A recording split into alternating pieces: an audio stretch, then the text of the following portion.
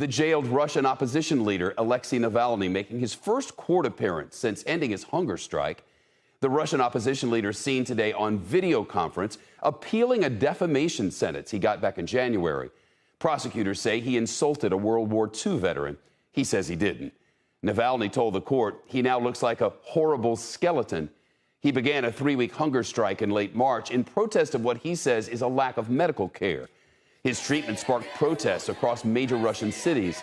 International coverage now from our sister network Sky News and their reporter who was in court today, Diana Magnay. Hi, Shep. We have just left the courtroom where, surprise, surprise, Alexei Navalny lost his appeal to have a fine that he was handed down for supposedly defaming a World War II veteran rejected.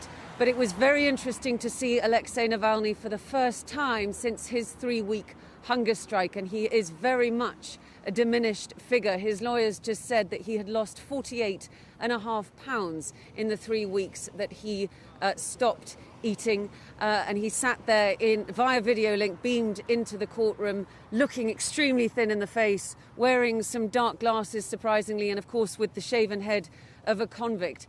There was quite a touching moment when there was a break in the court proceedings, and he said to his wife, Yulia, who was there, "Please stand up so that I can see you." And she went and stood up and took off her mask for him to see her in front of the camera. Alexei Navalny, characteristically, though, gave a very fiery final speech. In reference to Putin, he said, "Your king is naked.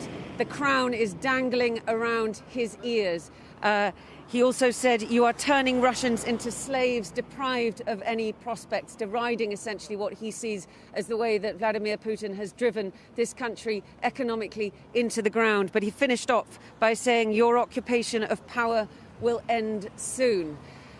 This hearing came on the same day as a case to consider his movement, his anti-corruption foundation, extremist, and one of his allies announced that they would be disbanding from here forth all its network of offices across the country because this extremist designation makes it just too difficult for them to continue operating. You can see how the authorities here in Russia are trying to crush not just Alexei Navalny, but also his anti-corruption foundation, the organisers and all who support it. Shep? Shepard Smith here. Thanks for watching CNBC on YouTube.